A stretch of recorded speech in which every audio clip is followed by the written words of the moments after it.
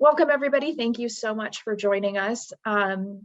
As he said, this is who we are. So my name is Erica Cameron. I am the author of several novels for young adults across multiple genres.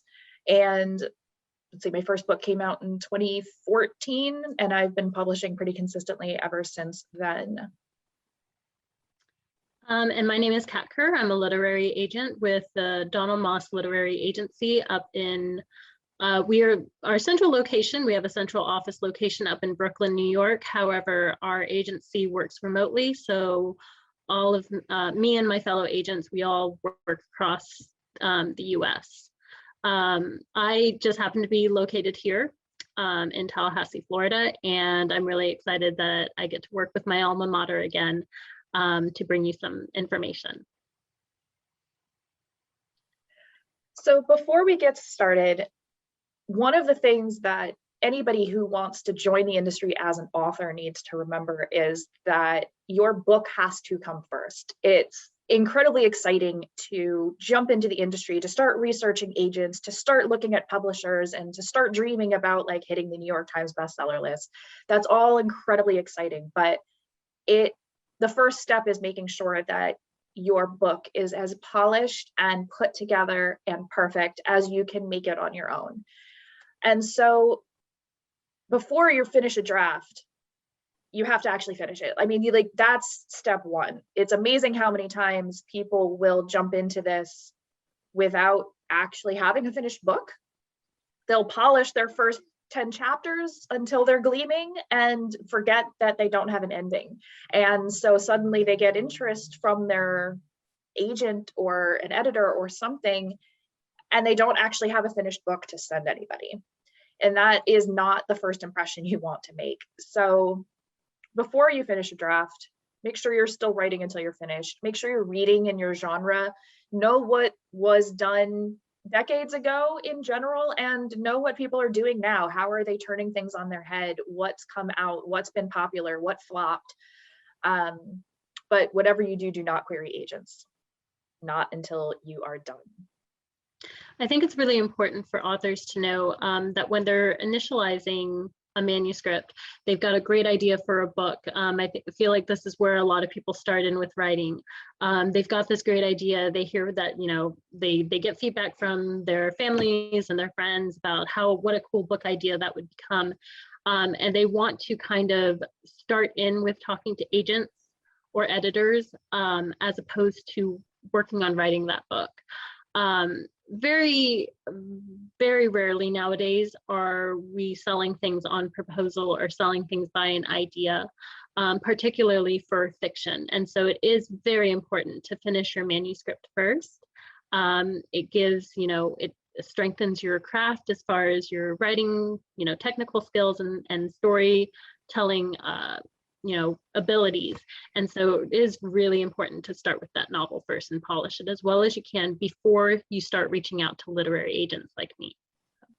It also proves you can do it.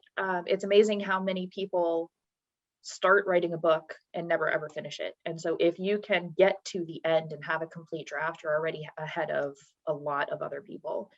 Once you do finish, it's important not to immediately send it out the door. There's almost nobody who can write a perfect first draft. And so chances are you need to change things. You need to go back, you need to revise. I have a habit of leaving incomplete sentences in my books because I'll have an idea in the middle of a sentence, go off, start writing something else, come back, and then never come back. So there's always going to be mistakes. There's always going to be incomplete pieces. You need to put it aside for at least a couple of days at the very, very least, but more likely a week, a month, a couple of months. And then come back, reread it, try to see it with fresh eyes, and revise it as best you can on your own. Then you start looking for critique partners. Some people, if they have the money, can hire a freelance editor, but that can be very, very expensive. And so it's not necessary. It's not required. If you have the funds, great, do it. There are some fantastic freelance editors out there, but it is by far not a mandatory step in the process. Read, revise, read, and revise again, and then start thinking about who you want to send this out to. Anything you want to add before we move on, Kat? I'm good. Critique partners, they are important because they are not only your method for getting that feedback, they're also going to become your support system. That is actually how Kat and I first met years and years and years and years ago, was she was one of my critique partners. And her questions and her feedback helped me spot plot holes, helped me develop the characters, just so much. I think it's also really important that as you find beta readers and critique partners, it also helps to establish a sense of community within the writers community. And it kind of, you know, it gives you information to rely on, other people's experiences to learn from, and helps to, you know, set up your own sense of a whisper network. So that, as we call it in publishing, where you can get information from other people's experience. What was this agent like when you queried them? Who is this person? Who's looking for this? So I think that it's really important to have critique partners, not just to hone your craft, but to also just give you a sense of community. Absolutely. As you'll find as you join publishing and get deeper into the process, it's a very difficult industry to explain to your friends and family. Very few people are going to understand why you may be really excited about a rejection letter. You know, it's a strange beast, and the only people who are really going to get it, both your trials and your successes, are the people who are in it with you, because it's just really difficult to explain to anybody who hasn't experienced it for themselves.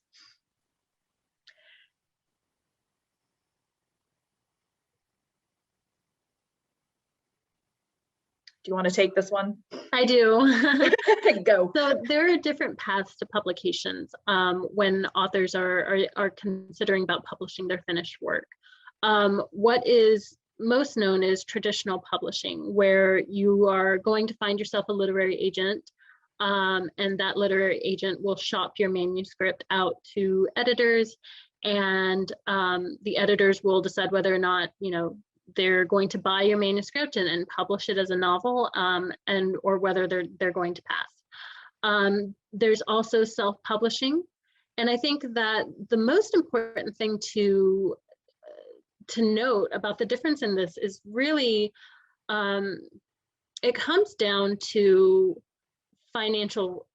who's assuming the financial risk. I mean, this is, once you take your manuscript into wanting to become published, you're really wanting to turn this craft and this passion of yours into a career, something that can, you know, to sell. And so when we're looking at traditional publishing, it is the model of what most people consider publishing, because the publisher assumes complete financial risk for the story, right? For the work. You're getting a payout as an author, either through an advance or you know, with a royalty agreement, whatever the contract states, most typically with an advance.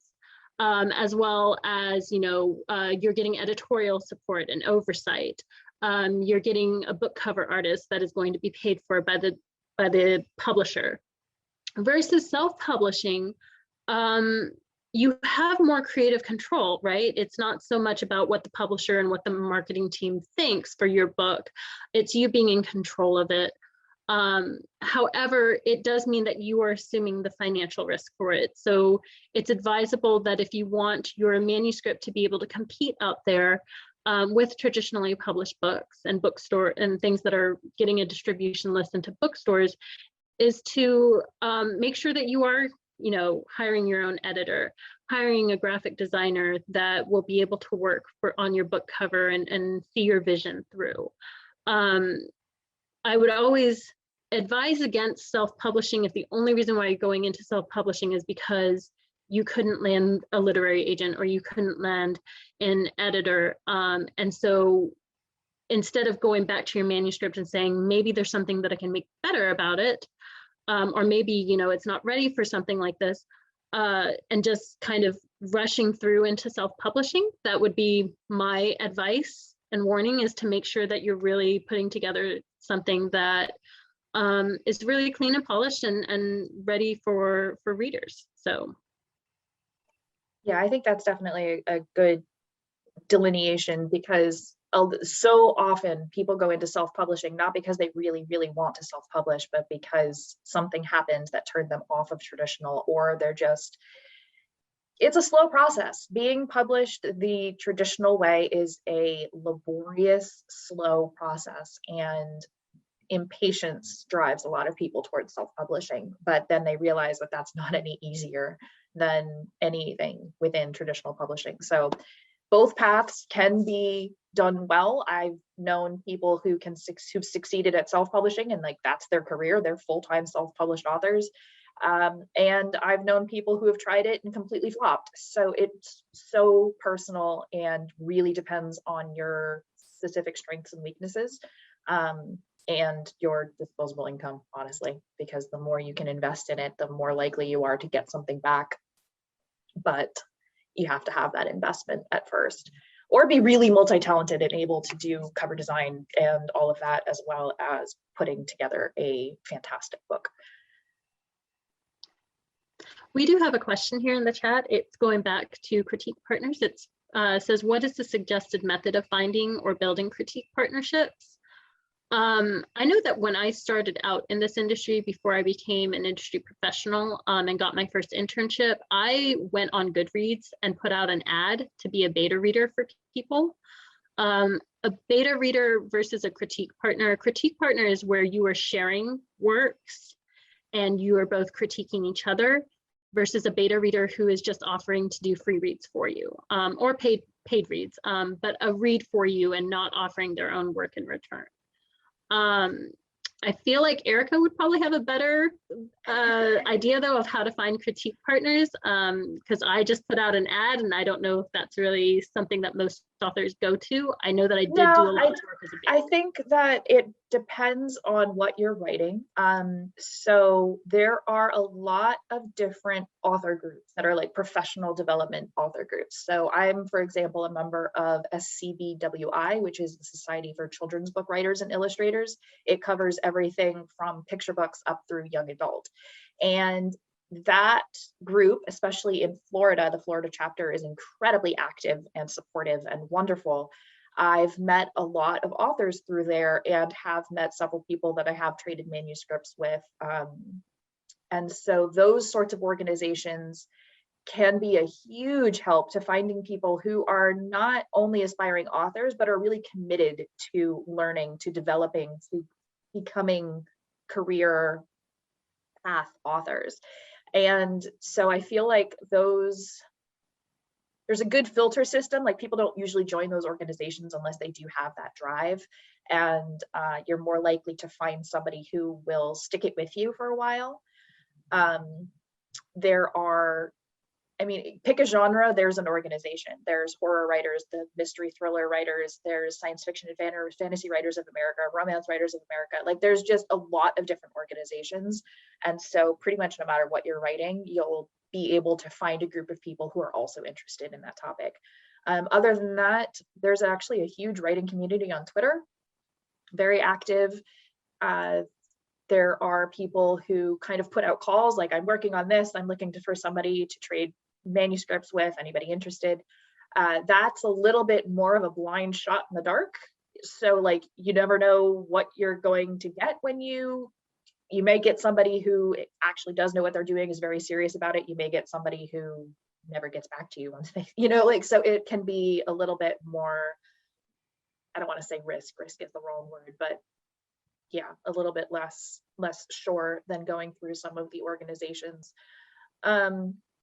There's also a resources page on my website that has a few other options that I'm linking on at the moment. But if you go to byericacameron.com and sift through that, there's a for writers resource page that does have a lot of different links, including critique partners.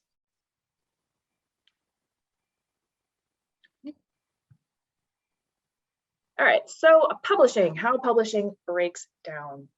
There's a lot of words that you'll need to learn and that you'll hear a lot of as you get into the industry.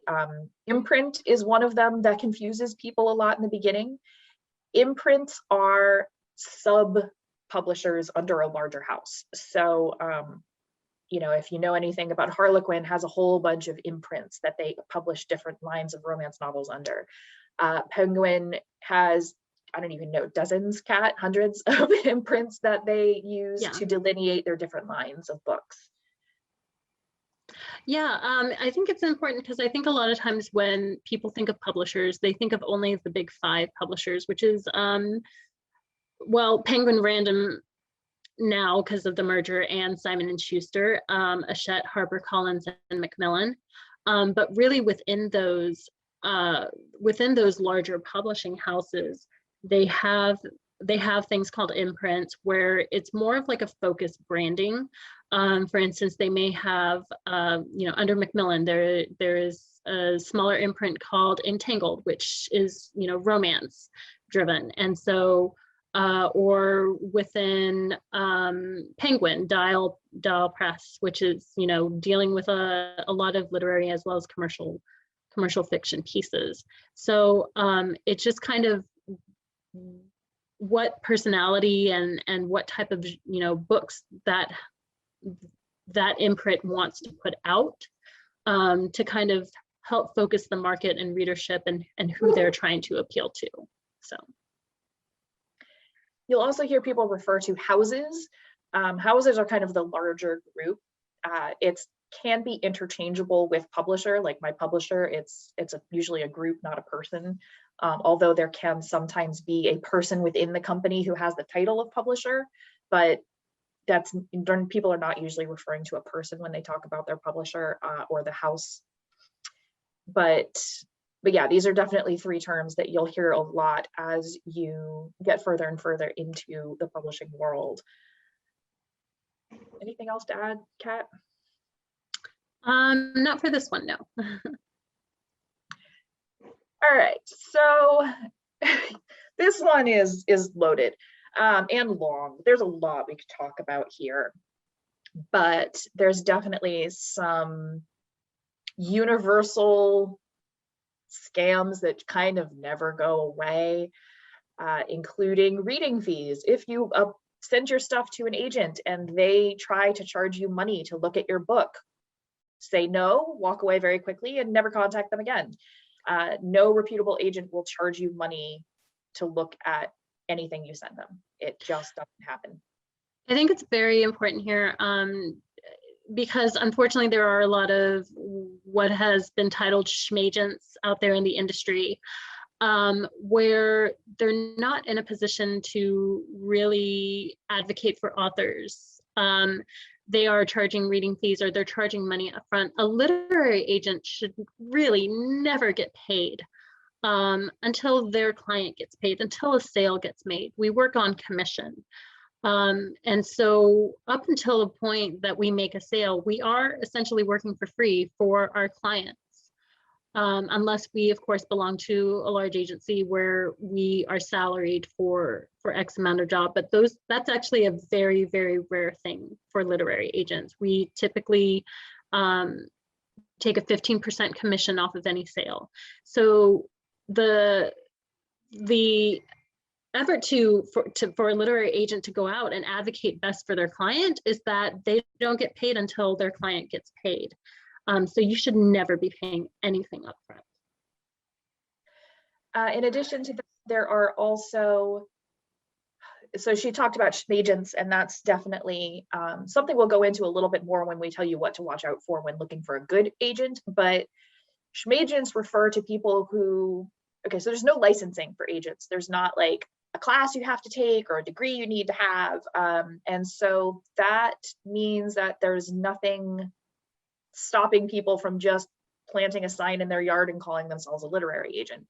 That doesn't necessarily mean they know what they're doing. It doesn't mean that they have the connections they need to actually make sales.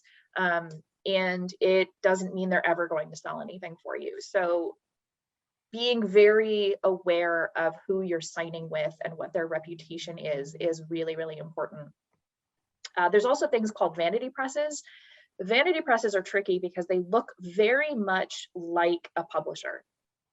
And you can, they can put out a call for manuscripts, you can go through this whole process, it seems totally legit, and then all of a sudden you see the contract and you owe them like $5,000. And that is completely wrong. Like agents, if you're being traditionally published, you should be getting paid, you should not be paying the publisher. It's basically self-publishing, but making you pay them. It's a scam. Just don't do it. It goes back to remembering who's assuming financial risk for your project, right? When you're being traditionally published, they are assuming the financial risk. They are considering your work an investment, and therefore they are the investor, and they're going to finance everything that needs to happen with your book in order to get it published and out there on the market. And to market and publicize the book in order to see a return on that investment. Versus when you're self-publishing, you are retaining 100% of your profits, and you are keeping 100% creative oversight on your book. You are the investor of your work. With a vanity press, they are pretending to be traditional publishers, and then they will hit you with a publishing package fee, right? Well, for $5,000, we'll get you editing. There's very rarely editorial oversight. They'll say, we'll get you a cover artist. It'll cover the cover artist fee. The cover artist typically is not of good quality. Your book cover's not going to look that great. And it's really hard to get it to compete out there on the market. Plus, in the contract, you're splitting your royalties with them. So you are paying and acting as the investor in your book with a vanity press, but you're still going to split your profits with them. Just purely from a business standpoint, it does not make sense. However, I know that there are some writers out there who are willing to do it because for them, the most important thing is to just say that they've published a book. It's a milestone marker. However, I would really warn against this. When you've put so much time into writing a novel, because it is no easy feat, you definitely want to see a success on it, regardless of whether you go self-publishing route or traditional publishing. And so I would really warn against vanity presses. Other than that, a general rule is definitely going to be Google the heck out of things before you sign a contract with anybody for anything. Chances are somebody else has dealt with these people before. They have reported on it if they've had bad experiences. And if you dig, you'll find it. Whether it's an interview, whether it's a blog post somebody posted, tweets, lots and lots of tweets about different experiences that people have had. So just make sure you're really doing your research before you commit in contract form to anything. And you'll avoid a lot of the worst trouble that people do find themselves in over the excitement of somebody saying like, oh my God, I love your work, like let's work together. And like it can be just so fulfilling to hear that from somebody after hearing no for so long. But by jumping on that, you can end up getting yourself in far worse trouble in the long run and end up paying somebody money that really should have been paid to you. So we'll cover some other places to go to check on scams in a little bit. So what do you look for then in an agent? I will let Kat take this one. Okay. I want to say that the first thing that you should really be looking for in a literary agent, I'm going to go ahead and read off the slide here, is their reputation backing sales history and clients. I think that it's really important to consider, because of the amount of schmagents out there, and I'm just going to keep using that term, where they have not received any training. They have no industry experience. They didn't intern anywhere. They're not part of an agency that you can visibly see sales. So I'm going to address backing first, is that most agents have work for an agency. An established agency. The agency that I currently work at, DMLA, we've been around since 1980. We just celebrated, 40 years of being in the business, which I realize was back in 2020, and it just feels like it was this year because the pandemic has messed with time. But I mean, so we're going on 41 years. And we are very well known in the industry for the sales that we have. An agency's website should show the books and list their clients on there. They should have news of things that are coming out, and you know what's sold. You should be able to, you know, Google or do a Twitter search for people who are with them and where they've sold. The reputation should be there. If you go onto, I believe it's called Absolute Right Water Cooler. It's a free website. You should not have to sign into it. You can actually look up agencies and their reputation and what it looks like and what people have said about who've worked with them. Sales history comes in next because the most important thing about being a literary agent is that you're there to sell your clients' works. You're there to make sure that they get published and that their works are making it in front of editors. There is a caveat with sales history. Literary agents who are new and who are just establishing themselves, they're not going to have a sales history. In which case it's really important to look at who they're working with. What's the agency that they work for? What kind of training did they have? What internships did they have prior to this? Because it really is a job that requires connections, knowing who's who, what editor is looking for what at what house. And then talking to their clients. I know that for me, all of my clients on Twitter, they have me listed as, you know, that they're repped by me. And you can always reach out to an author and ask them what their relationship looks like with their agent, how satisfied they are with their agent. So those are things that I would consider. Yep, definitely same. New agents especially, like they're good to target because they're hungry. They want clients, they want sales. They're going to fight for that because it's how they make their name. It's how they establish themselves in this industry that they're trying to join. But definitely make sure that you're going with somebody who has the help they need to get their foot in the door, because otherwise they're just going to be banging their heads against the wall and you're going to be standing there with them watching them do it, and it's going to be frustrating for both of you. So all right, so moving on to queries and pitches. These are loaded topics that a lot of people hate, but they're very, very important when you're searching for an agent. They're also important if you want to be an agent. You need to know what people are going to send you and what to look for when you do get those emails. Yes, so I think that there is a little bit of confusion with terminology in the industry when we're dealing with query, pitches, synopsis, and blurbs. But for the sake of this, a query is pretty much how you're going to land your agent, unless you are taking part in a pitch contest online, which we will get to later. But typically, what you're going to do is when you have a finished manuscript is that you're going to write a query letter and you're going to send it to agents of your choice after doing appropriate research and knowing who's acquiring what and who you want to work with. So a query letter is a formal letter sent to editors, literary agents, and sometimes publishing houses, those who accept non-represented submissions. And it should contain a pitch, your author bio, and you know, a personalized statement helps. It's not necessarily you know, needed, but it helps.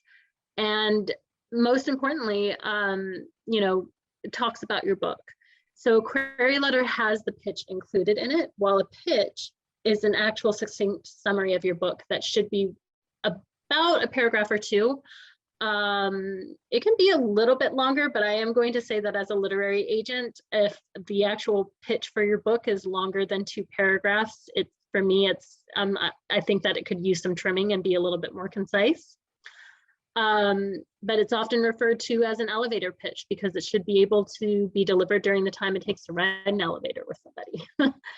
So it's really important. I know that looking at in my inbox, a lot of times people will query me. They will be like, they will not talk about their book at all. They will talk about how great their book is and what kind of,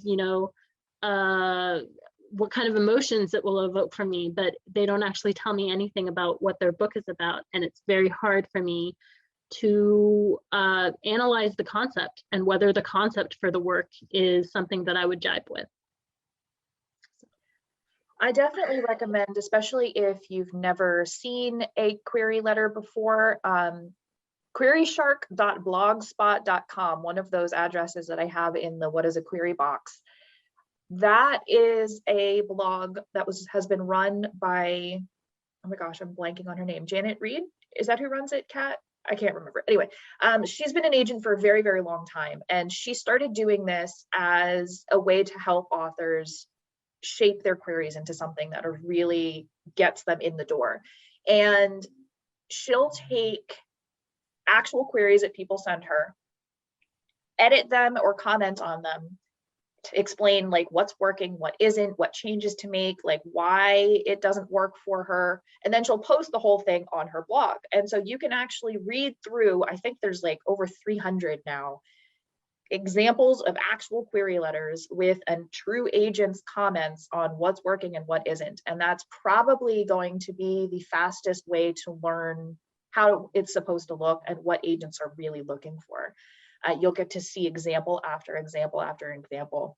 And I highly recommend reading through at least some of those as you're shaping your query, because it will really narrow down the scope of what, like, because when you start, it's just a blank page and you're just like, I don't know what to write. Like, how long is this supposed to be? Like, what am I doing? And this is really one of the best ways to answer some of those questions.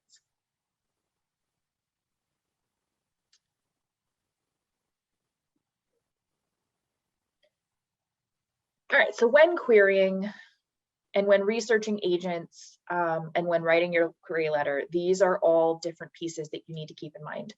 What genre are you writing? If you're writing horror and you're sending your query letter to somebody who only represents romance, you are not going to get asked to send them your book. It's just not a good fit. So paying attention to the genres that are represented by the agents that you're targeting is really important. Also keeping in mind the expectations that exist within a genre. So if you're sending somebody a 160,000 word romance novel, they're not going to ask you to, because that is a really long romance novel. That's two romance novels in one. That's two romance novels at least. And so it's going to be a sign that whatever you're trying to send them is probably not a good fit for the market and for the expectations of that genre. Word count there are guidelines, there are some flexibility to that, but for example, if you're writing a middle grade, chances are that book is going to be somewhere between 50 and 70,000 words. If you're writing a romance novel, probably somewhere between like what, 60 and 90. Sci-fi fantasy tends to be a little bit longer. You can kind of get away with the 100,000 word mark. Young adult tends to be between like 80 and 100 at max. So it's like there's kind of certain expectations, and there's different lists in places online that you can find that actually break down what people recommend. I think it's important for word count because I know that this question comes up a lot for authors, is why word count matters. Aside from just the research that they do into reading audiences, particularly for kid lit, it is also a thing of justifying the story and justifying the production costs. You have to remember that the more words you're writing, that is more pages that have to be printed by a publishing company. So words equal money. And so if the story doesn't really justify the cost, or they don't think that it's going to see a return on their investment, it's it's kind of hard. I don't want to say that there are hard and fast rules with word counts, because obviously we've seen exceptions to the case. But if you are a debut author, it is in your best interest to kind of stick to ballparks or less than 100,000 words, unless you are working in genres, epic fantasy, yeah, science fiction or fantasies, where the world building has to be accounted for. Comp titles, so comparison titles, comparative titles, there's like a kind of a few things people call them, can help you set the tone and the expectation for your book. So you know, Beetlejuice meets Alice in Wonderland. Some people are, this book will be perfect for fans of Crazy Rich Asians and P.S. I Still Love You. You know, like where does your book fit in the market? Are you aware of popular fiction right now that fits? Are you reading? Are you aware of what other people are doing? I definitely recommend don't compare your book to two like wildly best-selling you know, titles. Try to pick something that is a little bit more, you don't want it to be obscure, but you want it to be something that is relevant and actually fits, not just something that's famous and is kind of similar, because that just doesn't work. It's not what you. I think it also comes from a point of view when I'm looking at comp titles and query letters. And I do want to say that they don't have to necessarily, they're not completely necessary, but it does help succinctly wrap up the atmosphere and concept of your books. And it does give us an idea of what type of publishers or editors that we would be able to sell for. That is something that is constantly going in my mind when I'm looking through queries is, can I sell this? Who would I be able to sell this to? You know, I go through my editor contacts. So when you're giving a comp title, you really, for fiction especially, you want it to kind of be something that's been published in the last 2 to 3 years, maybe as far back as 5 years, but not further than that, because the publishing industry is constantly changing. It is constantly updating. We're constantly getting new stuff. And so you still want comp titles that are going to work. So if there is an older published book that exists that is a perfect comp, then I would always recommend using it. But you also want to at least have one other title in there that's been recently published. Yeah, and especially the older titles, especially if you're, you know, there's a lot of like retellings or inspired bys. So if there is something that's older that is your retelling base or something that the story was inspired by, then like I know that there's a book recently that was published that's a kind of a modern spin on You've Got Mail. You know, and so like that's not a brand new. Oh, movies work too. Movies and TV shows also work as comp titles. It's really about getting across the tone and the style and the voice of your work in as few words as possible. Okay, so for guidelines, what I mean by that is the agent's specific guidelines. So every agent or agency has a page on their website or instructions on their Publishers Marketplace page, and we'll talk about Publishers Marketplace later, that tells you, send me a query letter, paste 5 pages into the email, do this, don't do this, put this in the subject line. They are very specific. If you follow those instructions, you will be ahead of the game 95% of the time. It is amazing how many people do not follow those instructions.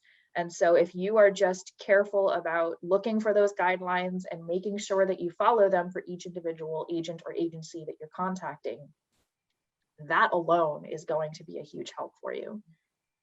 I think that it's important to note as well is that a lot of the times the guidelines that agents set up for themselves, it's kind of their system of being able to timely respond to things. For instance, I use Query Manager and I love it because I think that it's helpful on the part of authors as well as agents in that you have a form that you can paste your query letter into, that you can paste the synopsis into, because I do ask for a synopsis, and then paste the requested pages into. And then if I want more, I can request more, and you can upload additional pages or the full manuscript as needed. And for me, it's wonderful keeping all my queries in one spot. I can get messages through there, I can get notifications through there. But it's important to note that I don't accept emailed queries. You can't just email me and say, hey, I've got this book idea, I wonder if you can do that. I only accept emails when they've been referred to me by another agent, and somebody has given me a heads up that I'm going to receive a query from somebody that they recommended to me. And the reason for this is because when you're looking at an inbox like mine, where you have like over 800 queries in there at any given time, despite how hard I try to keep up on it, it is really hard to get through those and remember everything. If you've got queries, some of your queries in your email, for me anyways, some of my queries in my email, some of my queries online, some of my queries have been, you know, somebody reaching out to me on Twitter. I can't keep up with that, and it makes my job really difficult to do, versus if you just go and follow my guidelines and submit through the query manager form. So that's why guidelines for literary agents are, you know, it's specific to each one. They all want different things. But it's important to pay attention to them, because it helps them get to your stuff better. So. Yeah, so some agents that do use email for their queries, for example, if you don't put the right stuff in the subject line, it won't get flagged and it won't get put into the right folder by the intern that they have sorting through their email, and it won't even get seen. And so, like, when we tell you to follow guidelines, there are very, very specific reasons why those guidelines are important. So just by doing that, you will be starting off on the right foot. Social media. Okay, so like, loaded topic. There are so many things to keep up with these days, and there's always some new tool that is being advertised that's the new popular thing. You should have a very simple website, your name, your contact information. That's about it. Like, until you actually start publishing things, like just that. How do you contact you? Who are you? And what do you write? Like, I write thriller romances for fans of this, and I'm looking for a representation. Like, that's all your website really needs to have until you start actually selling work and, you know, have a book to promote. But having that website will at least help people find you if they do want to reach out and contact you. I would also like to add, social media for fiction writers it's really, I mean, it's always helpful to have it, especially when literary agents are wanting to, you know, do Get research on you as well. Yeah, and make sure that we get a sense of who you are. But it's also, it's more important for nonfiction writers. So if you are a nonfiction writer out there, your social media and your platform do matter. But if you're a fiction writer, it is perfectly okay if you just have like a website with your name and maybe a bio somewhere, or just like a basic Twitter account. You don't have to be super active. As I said, it's helpful, but it's not necessary. And so having something and being part of Twitter is really more about having a sense of community and being part of the writing community. And having something out there that agents can at least look you up and just validate that you're a real person and that we didn't just, you know, fall for a bot or something like that. So. And the same thing goes with blogs and vlogs and pretty much any other trend social media marketing tool that you can think of. If you're good at it and you enjoy it, go for it. If you've got a lot to talk about and you love blogging, blog away. You might find that that opens up audiences for you. I mean, I've seen blogs get book deals, all that sort of stuff. So it's like, if you're good at it and you enjoy it and you've got a lot to talk about, you've got some artistry that you can create these great vlogs and videos and all of these, go for it. Have fun, do what makes you happy. If, however, the very idea of it makes you miserable, just don't stop, walk away. It's not good for anybody. People will be able to tell. It will look painful for it's not worth it. It won't help. But if you can find the one thing that you do actually enjoy doing as far as like social media and online marketing, it's more important to invest yourself in one tool that you can use well than it is to try to spread yourself thin across the entire internet. It is, however, very useful to use these tools as a way to research editors and agents and all that sort of stuff, because there are a lot of agents that have active social media because they're trying to, just like authors, build their platforms, get their name out there, and attract people who are going to write them their next big deal. So as we spoke about earlier, doing research on editors and agents, social media can be a place to start that. Look at what do they talk about? Are they also a super fan of that show that you're a super fan of? Like, can you use that to bond? Like, are you writing something based on that show? Oh my gosh, that's a perfect fit. They would love this because they love this other thing. And so you can actually learn a lot of useful things about people on social media. We have a question from Erin about what about creating Twitter pages for characters in the story and their back and forth is based upon the story. I think that's a very cute idea. And in some cases, like character Twitter pages have been very successful, brooding YA hero. I love that one. Being one of them. However, the idea of having a Twitter page is really to kind of just showcase who you are as the author and being able to have access to the information out there, as well as people getting to know you as an author, like if you're going to do it. I love the idea of having characters, and that is definitely one way to build a platform.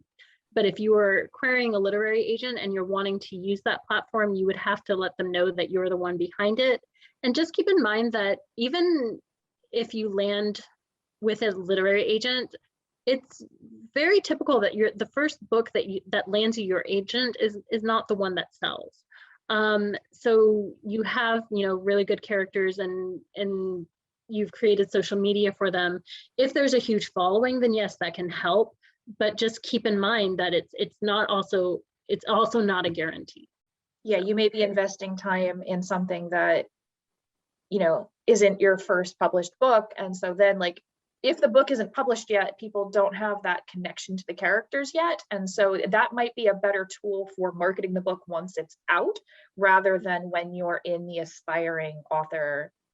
Because I know that I've seen those pop up more and more. God, what was it? Like, there's a trend right now with like wrong, whatever, like wrong this show or wrong this book, and it's like out of context random conversations between characters, like very short tweets, and like I've seen those pop up and they're kind of entertaining, but most of the time if I'm looking at it and I haven't read the book, it doesn't mean anything. And so like, it's not funny because I don't get the joke, I haven't read the book. And it can be a lot of work to come up with that sort of stuff. So I would say that yes, as a marketing tool, once something has been published, that might be something fun to do, but I'd stay away from really specific book or character related promotion ideas in the aspiring phase, because you may find yourself investing time and money into something that doesn't ever get published. I have, I don't even know, 18 books that will never see the light of day, most likely.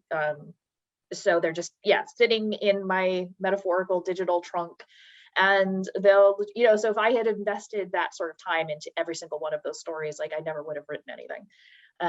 So you want to make sure that where you're pouring your time is going to do you the most good for the longest amount of time, and building yourself as a internet presence rather than your characters is going to be usually more of a long-term win for you. Another thing so politics and social causes and stuff like that, it used to be that if you wanted to be professional, you had to kind of be very neutral. That's not necessarily the case anymore. What you do need to be aware of is that the more outspoken you are about something, the more likely you are to be argued with about it.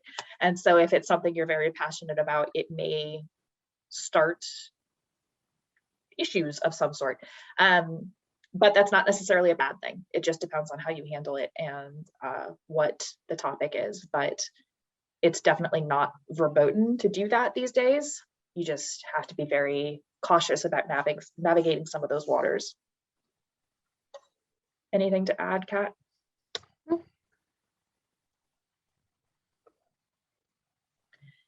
Twitter pitch events. I love Twitter pitch events as an agent, so I'm going to jump right in. So Twitter pitch events and how they differ from queries. Queries, you are going out there and soliciting the agent. Versus Twitter pitch events, you're putting together a pitch on a specific day given whatever event that you're signing up for. You're using specific hashtags that agents are aware of, and you are putting together your elevator pitch in a tweet and putting it out there. And what happens is agents and editors who can acquire will like your tweet, and that is them letting you know that they would like to see your material, and they'll typically have information somewhere up on their Twitter page about how to send them the materials requested. I love these because it allows me to solicit authors.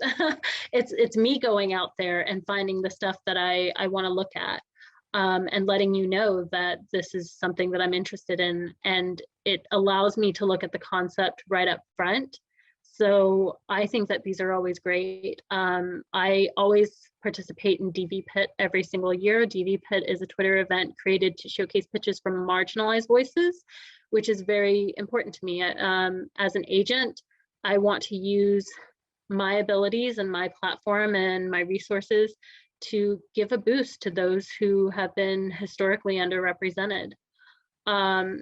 So, you know, with these different pitch events, there are so many of them, and they can be genre specific, such as Pit Dark, which is for darker like horror and thrillers and things like that, versus Pit Mad, which is a huge event and will be separated into adult fiction days versus, you know, kidlit days.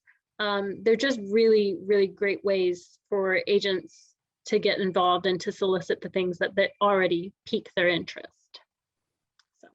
Yeah, if you just do a Google search for some of these hashtags, you'll be able to find both the Twitter talk about it, but also usually a website. I know Pitch Wars and PitchPad and DV Pit all have like websites that are devoted to explaining the process, explaining the dates, and telling you more about how to join. Some of them are more involved than others. Pitch Wars, for example, is like a whole process where you have to kind of get paired with a mentor, and it's a back and forth, and it's a much, much longer, more involved thing than just posting a tweet.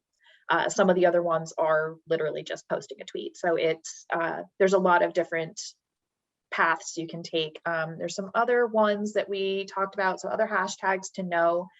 In addition to the actual events, these are things that happen kind of all the time.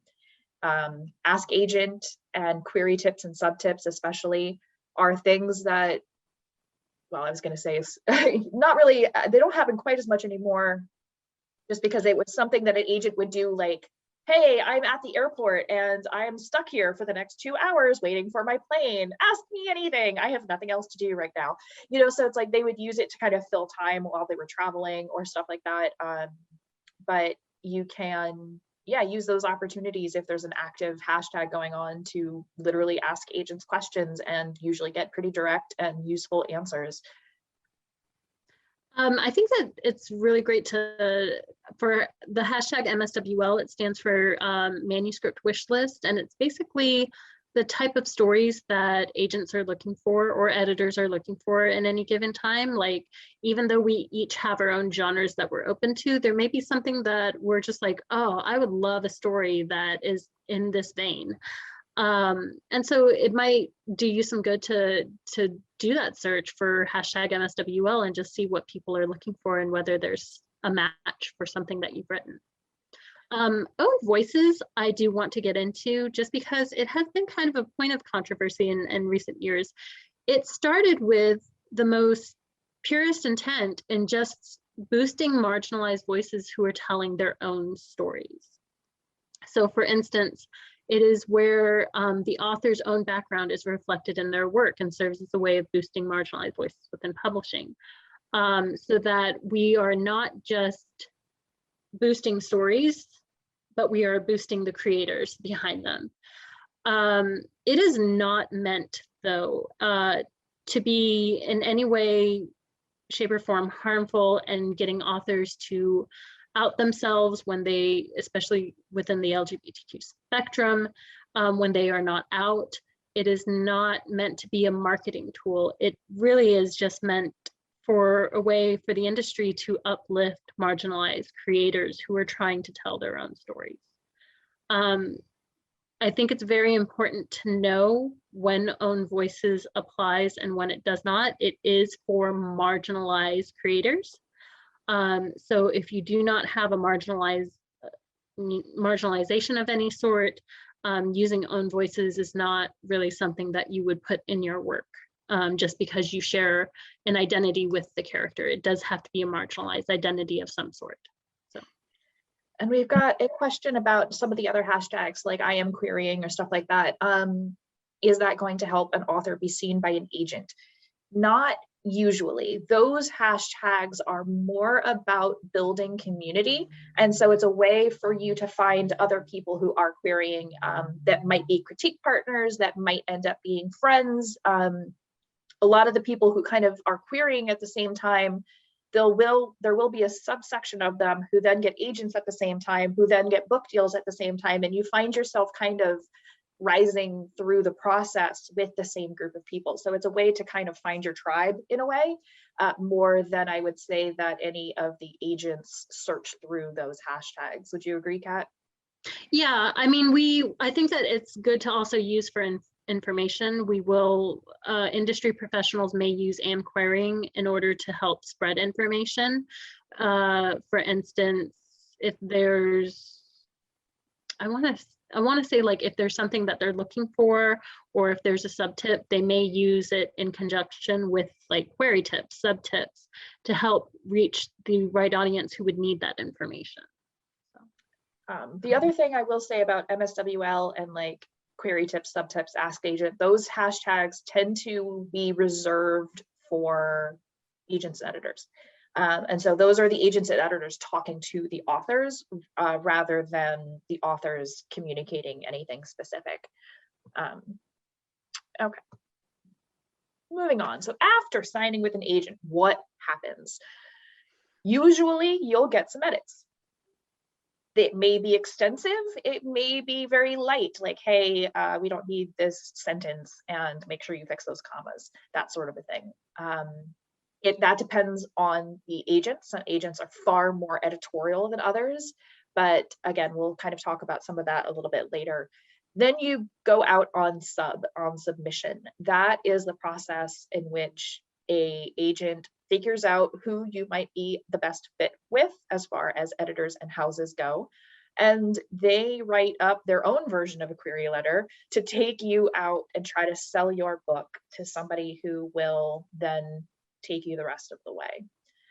Do you want to talk about that process a bit, Kat? Yeah,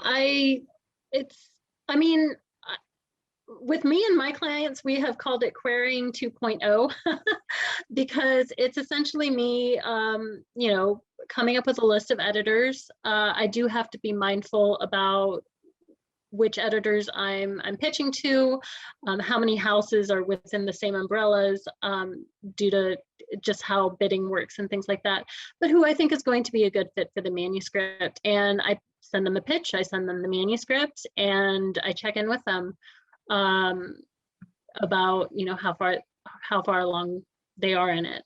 Going on sub can take some time depending on how many rounds you've got, whether or not you're waiting for passes, and just especially right now where we are quite overwhelmed as an industry and our reading lists are very long, it is not a quick process. there are occasionally times that you are going to you're going to read news about somebody who sold a book overnight, versus it taking pretty much several months, and sometimes up to a year or two to sell a book. As I said, traditional publishing is a much slower process. People need time to read. It's just a slower process. And then, of course, once we do, get an offer, there's the book deal. It's negotiated by your agent. The contract is negotiated by your agent, and just making sure that they get you the best deal that they can. And then from there, you pretty much work with an editor. Your agent may be involved for subsidiary rights, which we'll get involved in on I believe, the next slide. But once you've got a book deal and you've started working with an editor, you'll go through more edits and cover artists and on all that other stuff. You'll work with a publisher from that point forward, with your agent kind of just there in case you need help or backup. So I think that's pretty much. I think a lot of people wonder what going out on sub looks like, and they expect those overnight successes, and it's not. It's a bit of a process to get there. So what do you expect when you sign with an agent? Like, what is that relationship like?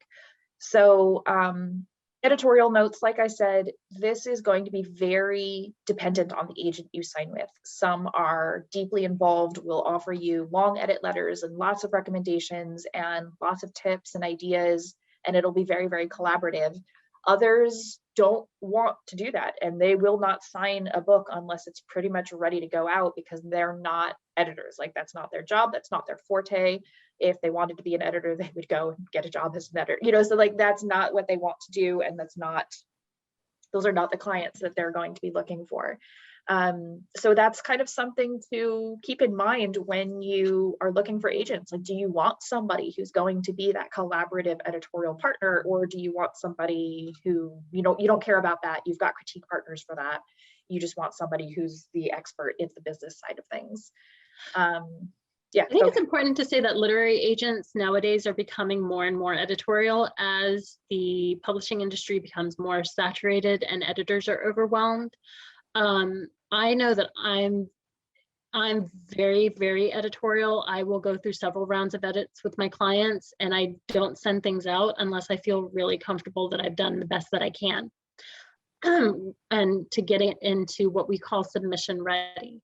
The last thing that you want an agent to do, is to send things out when it's not been polished. That being said, there are non-editorial agents out there who are not looking to edit, but then typically their standards for assigning somebody is much higher. They want your manuscript to be as perfect as it can be, so that way they can just go ahead and send it out. Versus somebody like me, that because I'm editorial, if I really, really love the work and I notice that there's just a little bit more that needs to happen to bring it to submission ready, I am more than willing to work with an author on a novel that needs a little bit more edits. But just keep in mind that may not be everyone. In regards to communication, it really depends on you. And I think that this is something where interviewing and asking for references from an agent about speaking to their clients is important. Because if you're somebody who needs constant check-ins or wants a lot of communication, but the agent isn't that type of agent, like they just basically contact you whenever they have news, that's important to know. That's a relationship dynamic that really matters. Or if you do want somebody who is only going to contact you when there's news, then having somebody who's constantly checking in and building up a communication style that is overwhelming is important to know. It's important to know what you need out of the relationship.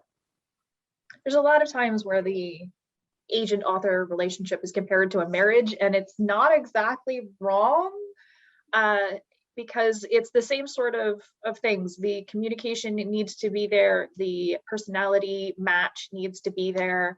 The preferences as far as the genre and the types of books that you want to write needs, so there needs to be a lot of alignment between you and your agent for it to be a working long-term relationship. And so, yeah, there's a lot of kind of jokes about that being very marriage-like, and they're not wrong. And I'll definitely reiterate the need to talk to other clients to get that feedback as far as like what it's really like working with that person. Regarding their sales and their work, like they need to be hooked into what's happening in the industry, even more so than you do as an author. Like they need to know what's going on, who as an editor recently switched from one house to another, what imprint has recently released a press release saying that they're no longer publishing this and instead they're going to be focused. Like they need to know what's going on. They need to be hooked into all of that and aware of any trends or changes that might impact their ability to sell somewhere.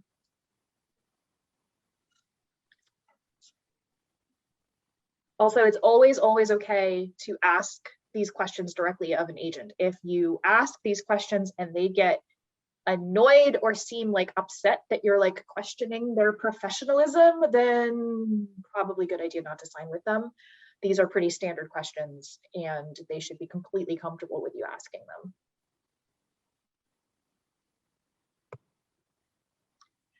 Okay, so we've talked a bit about the author, like that's the author's journey from I've got a book to, hey, I sold a book. But now we're going to talk a little bit about some of the other jobs in publishing, specifically editor and agent, because that's something I feel like is never really covered. People don't talk about how do you become an editor? How do you become a literary agent? What is the process there? So that's what this section will be. So I'm going to go ahead and step in because I'm going to talk a little bit about my path. So the agent terminology is you have an agency, which is basically a group that can be physical or remote, where literary agents work. I think it's important to say that, especially with commission-based agents, we are still, even though we work for an agency, and I have a boss, which is Donald Moss of the Donald Moss Literary Agency, we're considered individual contractors because we are commission-based. So Publishers Marketplace, which is a very important website for agents to use as far as researching editors, researching deals, keeping track of what's selling or not. It's all on there. It does require a fee of $25 a month if you want to be part of it as an author, or if you are not part of an agency that you have to take it out on your own. There's also something that was previously called the AAR, but has now been rebranded the AALA. So the Association of Authors Representatives, or the American Association of Literary Agents, which is what it's becoming.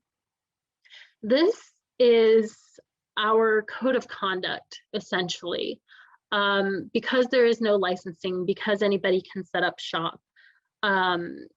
The AAR, the AALA, is an association where agents can become either full members or associate members, depending on whether or not they meet the criteria, where it states how agents should behave, right? It just basically keeps off, particularly in the cases of finances, making sure that payments are rendered within, X amount of days, not charging reading fees and things like that. I want to make sure to point out that not every agent or agency will be a member of the AALA because the criteria for it is actually pretty stringent, but they should still be abiding by the canon of ethics anyways. They should not be charging reading fees. They need to not be, they can't accept money from authors for pitches or anything else like that, unless it's through a conference. Any money that they make should be related to their sales. They'll usually say that somewhere on their website, like either member of the AALA or abide by the code of ethics. They'll specifically say that somewhere on their website. So it is something to look for. So moving on. So what we do, and I think that we covered a little bit of it when we talked about authors and needing a literary agent. The most important thing that we do is sell books. We make sure that we get the manuscripts in front of editors, particularly large publishing houses where, due to market saturation, literary agents are kind of the first level sieve of making sure that editors, are looking at the best possible manuscript, things that we think will sell. A lot of people, appropriately call us gatekeepers, but it's getting your work in front of somebody who will not accept unrepresented works, unrepresented submissions. And then negotiating contracts. That's the biggest part that I think that we do as agents, is making sure that you're getting a fair deal. We know what to look for. We know what are red flags. We know what is standardized and what we can push back on. So it's really making sure that we're your advocate. And then sell and negotiate subright sales, which we can go into a little bit more. Subrights covering things like film and TV and foreign rights and audio and things like that. So if you want to be an agent or an editor, getting an early start is never a bad idea. Regardless of whether you're going the editor route, where you will be working as a developmental editor to help somebody strengthen their story, or whether you want to go into copy editing or line editing, you still need to come out with industry experience. And that's where internships are really important. Internships across reputable literary agencies or smaller publishing houses, you will all be doing the same thing, which is pretty much reading slush. And it kind of gives you an eye of what it's like to maintain an inbox, how to give how to write a reader report, and to give editorial feedback. I did not realize what I wanted to do as a literary agent until I was, close to 30. And so I didn't get started as soon as I had hoped. And it does take usually about 1 to 2 years of internship experience before you land your first job. So getting started is never a bad idea. A lot of internship positions nowadays are now remote, especially during a pandemic. I think that it proved to everybody in this industry how easy it is to be remote, and that it's not necessary to be on the premise. So I would do research. If you're in the English department and you're a creative writing student, or an editing, writing, or media student, you can, I know that some of those internships get emailed out or notified, like it gets worked into your curriculum somehow. So working with your academic advisors and things like that is one way. But you can also get on Twitter and keep an eye out, because a lot of these places, a lot of publishing companies, a lot of literary agencies, they will post to Twitter when they have an opening. Yeah, I would say that if you can't afford to, or can't get an internship, it's going to be far easier, and I mean, easier is relative, but to get a position as an editor than an agent without any sort of industry experience.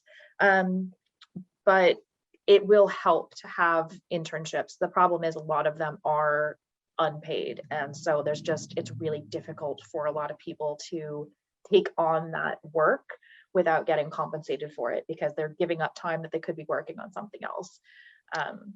We have a question in the chat where it says, does it hurt if your degree isn't in English or education if you want to become an editorial assistant or editor? It does not, but it does, that is where I put the stressor on internships. They do want to see the work experience. They want you to have an exposure to how the industry works from the inside. It is one of the few remaining industries that you don't really get classes for.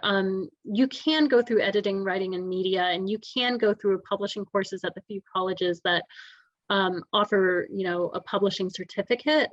But typically the publishing industry is so living and breathing and moving constantly that it takes working in it to really understand it. So getting those internship experiences is probably the biggest factor. I know that for me, I graduated with an English degree, but as I said, I wasn't a recent graduate when I decided to go for my first internship. I didn't have anything really tying me to the publishing industry. But once I got my first internship in and I was able to start putting in the time worked, it made it easy to move up. And even if you are wanting to go as an editorial assistant or an editor, if you start out at a literary agency and it's a reputable agency, it's pretty easy to move into an editorial position after that. I know that within my agency alone, I know that we've had interns that have gone on to successful editing careers. So another question is, if you want to break into it as a post-grad, is it possible? Most adults can't really afford internships since they're largely unpaid or very low pay. Yes, it is. As I said, you still kind of have to apply for an internship, which is why I think that the remote internships creates a lot of economic equity because so many internships are unpaid. It allows you to work from home on your own time. I really do think they should be paid regardless, because you're doing work and labor is being done. But I mean, the truth is in this industry is that very few places have paid internships. As a post-grad, how I got started was knowing I didn't have any ties to the publishing industry. That's why I went into beta reading, because it at least got those critical literary analysis skills working again, so that when I came into and applied for my first internship, I had a little bit of something to back it up. So that helps. I would say just going back to Natalia's question a little bit about the degree you have. A degree in a non-English major can sometimes help, especially if you want to work in nonfiction. And so say you have a history degree and you want to work editing history books, I mean, like, that's going to help you. Or science, if you have a science background and you want to apply for a job in an imprint that works on different types of nonfiction that deals with, physics or something like that, like, that's going to be helpful if you actually have some knowledge of that subject area. Also, there's some literary agents I know who got started in the industry because they were good with social media. And so they started their internship was a PR intern, and they slowly made their way into editing because they would get past manuscripts to look at and give feedback on. We do have another question saying, do you know of any internships available at this time? It really depends on the agency. There are some agencies that do it semesterly and they'll put out a call for them. Some of them, even if they don't have something open, you can always just put in a cover letter and a resume and they may keep it on file. Publishing houses also, they do it whenever there is an opening. I don't keep tabs on them at this time, so I don't know of any that are open right now, but I can, if you want to shoot me an email, my email will be at the end of this presentation. I can always try to keep an eye out. So I know I've seen some recent calls on Twitter, but I didn't save them. So doing a search on Twitter for like writing internship or editing internship and seeing those calls do go out periodically. Yeah. All right, so other editor terminology. So if and when you become an editor, these are some of the things you're going to have to deal with. P&L statements, AKA profit and loss. Books are as much a numbers game as they are an art. In order for publishing to survive, the books that are published need to usually make money. And so a P&L statement is basically a best guess based on what they know about what it might take to print this book versus what they might make on the book. And so these are their estimated losses and profits throughout the lifespan of this particular novel or nonfiction. Another thing that they'll need to know is a deal sheet or a deal memo. This is kind of the unofficial, well, it is official, let me change that, but it's pre-contract. So basically when you go in and you're like, ooh, I want to buy this book, I've run it by marketing, they've given me a figure that I can offer, it goes into an email to the agent to talk to their client. That will have, you know, the advance and the royalty amounts and things like that, and most of the bare bones of the contract. And that actually gets negotiated before it goes into the contract, and then the contract gets negotiated. But it lists all the basic points and what they're offering to the author. And then also acquisitions or the acquisitions meeting, or it's where once an editor finds a book that they really love, they have to go back and talk it over with, you know, the other editorials and marketing and everything like that before they can even come back to the agent and make an offer. So. Editors, their primary job is to acquire new books and take it through the acquisitions process. But then after that, they're the ones obviously who oversee the editorial plan. So they usually will acquire a book with an idea in place of what they want to see when it's published. So like what changes they want to make, what ideas they want to put in place, what they want to see the author do to the book to polish it up and really perfect it before it is published. More and more these days as well, editors also can be responsible for developing intellectual property or IP titles. This can be anything from working with like Marvel and Star Wars on all of those licensed books to things like the in Kidlit right now, there's the Girls Can Code series. Those are licensed titles. The Warriors books are licensed titles in Kidlit.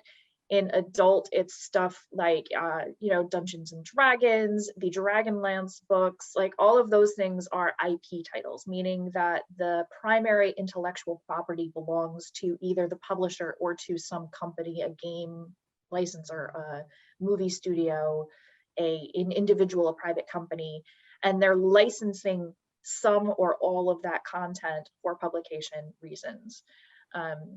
It can be kind of interesting to work on those types of projects, but it is a growing area of publishing, I feel like right now, getting more and more awareness and popularity, some of these IP titles.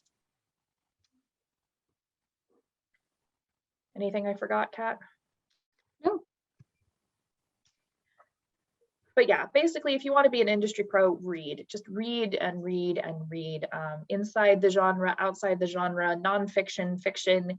The more aware you are of what's happening in the industry, and this includes keeping up with some of the actual news of the industry, the better you'll be able to argue why you need to have that one seat that's left at a publisher or an agency, or even as an author, being knowledgeable about the current state of the industry will just put you in a better place and let you ease your way into those conversations a little bit easier.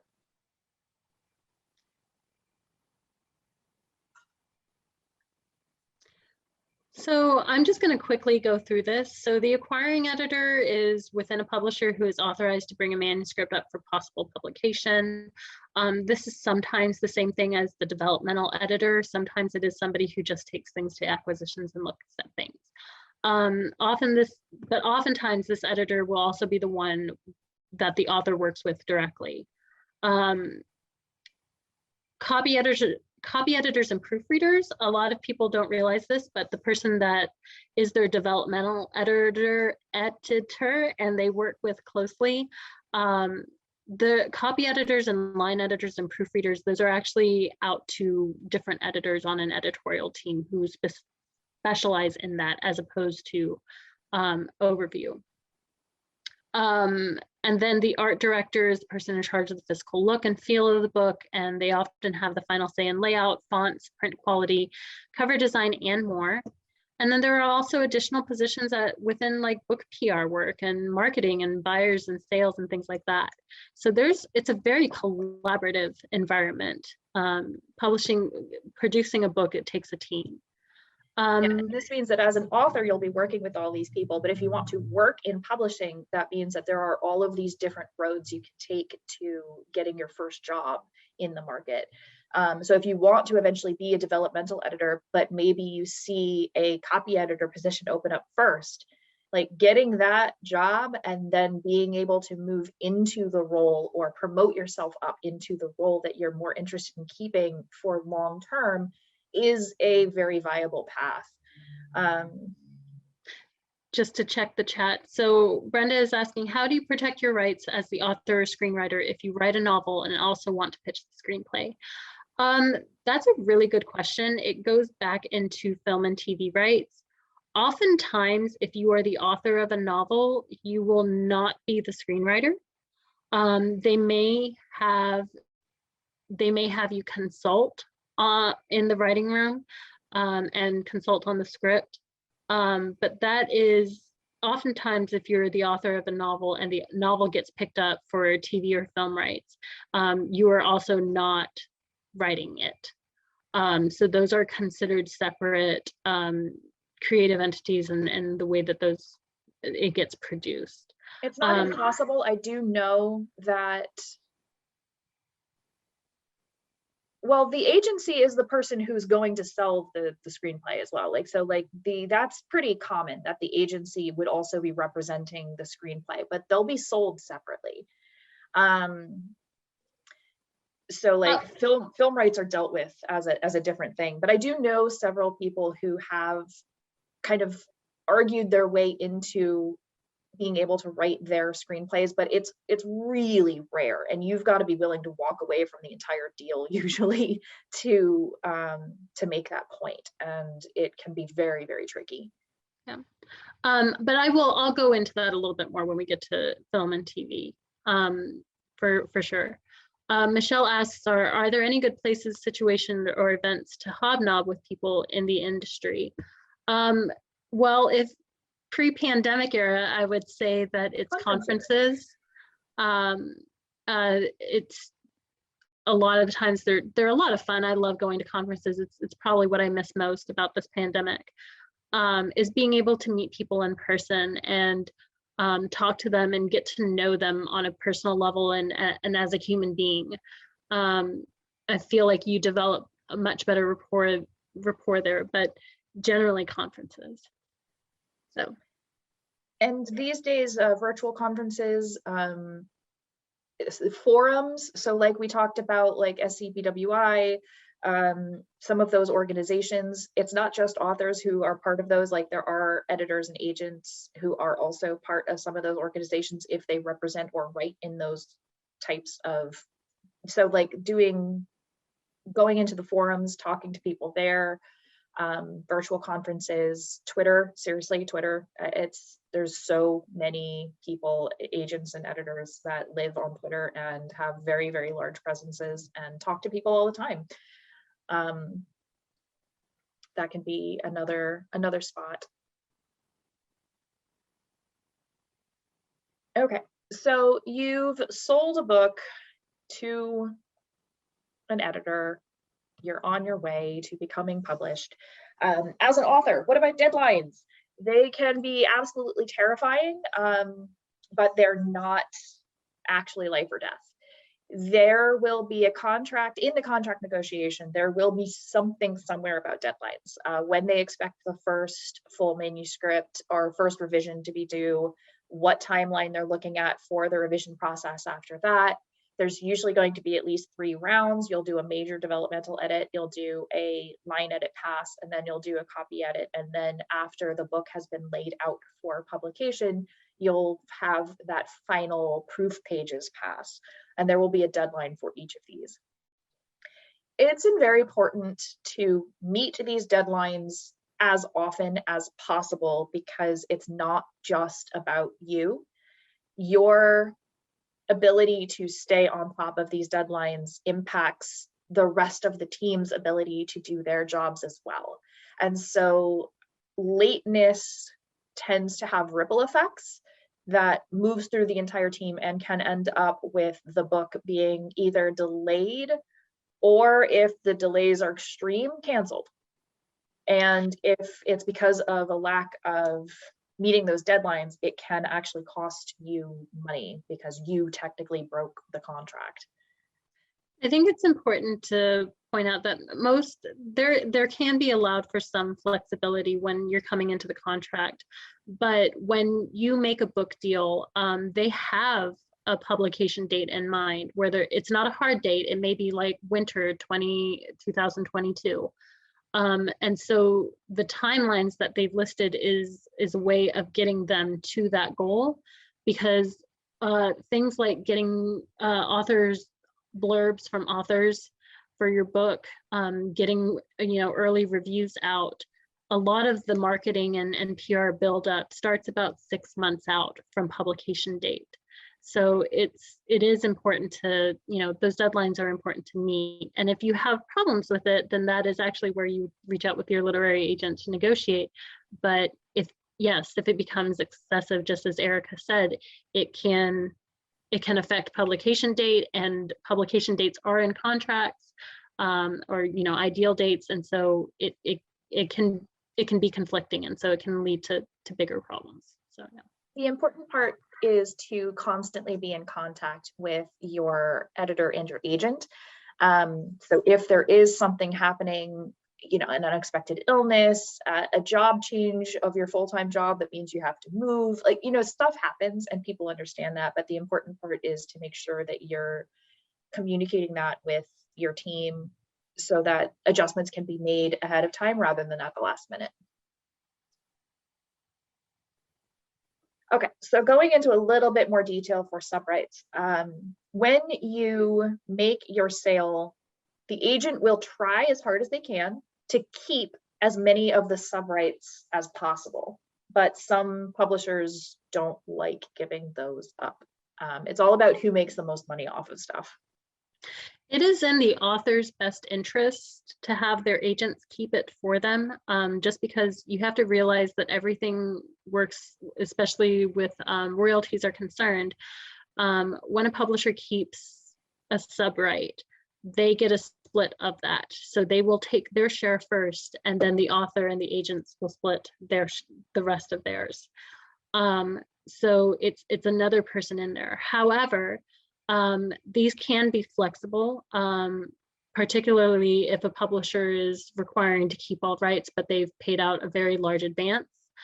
That's the initiative that they will work really hard to sell these rights and to do right by the book and to advocate for your work, because they've just made a huge financial investment in them. However, as I said, it is part of the literary agent's job to negotiate the best deal for you, and that includes these subrights, which include foreign translation, audio, especially right now, is very big. It's a very big right to hold on to, and then film, TV, and dramatic performances. With film and TV rights, I'm going to go ahead and get into them, because any of these subrights, first of all, it can be done with co-agents.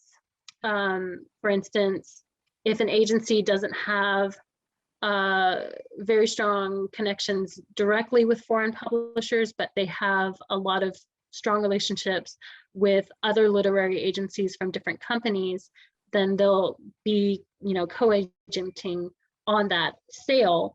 It's really up to the author's benefit. For instance, I know that my agency has a lot of connections with, overseas agencies, and it's because they know their market better than we do. It's impossible to keep up with every single market in every single country. And so in that way, the author gets, the best representation should that agent work on. There are also times when we have connections with production studios directly instead of a film agent, or a foreign publisher that, as opposed to going through a international agent. And so it really just depends on how strong the connection is. With film and TV rights, there are things that, you know, I know that I'm kind of going deep into it, but a lot of people know of the larger companies like William Morris, you know, ICM, United Talent Agency, and things like that. It's always important that if somebody's going to be working with a film agent, that the film agent is there to advocate for the author and the work as well. There's something called packaging deals, where these larger companies who don't just represent authors also represent directors and you know, producers and things like that. And if they can get multiple people to sign on to it, the studio will give them way more money than what the author would give in their, you know, in their options and things like that. So, and it can conflict because if a film agent is getting the majority of their money from a studio, what position does that really put them in to advocate for the author and the author's rights? So, and I believe that per California law, they cannot do both. They cannot accept a commission and then accept a packaging deal. So, you know, it's a lot of fine tuning things that to keep in mind, and it's always going to be about what's going to be best for your work. There is. Let's hold that question because that's a more complicated question. So let's go through the rest of the slides, okay. And then there's 2 questions in the chat that we're kind of, we can hold off to the end. Okay. All right, so when you have gone through the process, you've published your first book, usually there will be something in the contract that talks about what's next. Sometimes you will have sold a book that is a 2-book deal with a second book as an option book. So like it's not guaranteed, but they want to look at it. And there's no concrete plan in place for that book when you sign the contract initially. And that can be great because it gives you a little bit of freedom, but it can also be really difficult because you can sometimes, I've had friends go through this, where they send 10 or 12 proposals to their editor until they finally find something that their editor is like, yes, that one, let's work on that idea. And so it can be kind of tricky to fill that option book without a solid plan in place for it. Another contract term that can come up is right of first refusal. So say you write a thriller and they put in the contract that they want the right to look at your next thriller before you send it out to anybody else, which means that it doesn't necessarily mean they're going to publish it, but they want to be able to say no first, basically, before you give anybody else the chance to look at it and say yes. Another thing that can happen once you become more established is selling on spec or selling on proposal. This is getting less and less common in fiction. You have to be really well established before you can start selling on, say, 3 chapters and an outline. But it is something that is a good term to know just in case it comes up in conversation, or if you want to go into the industry for long term. That is something that may potentially happen down the line. Anything to add to any of that, Kat?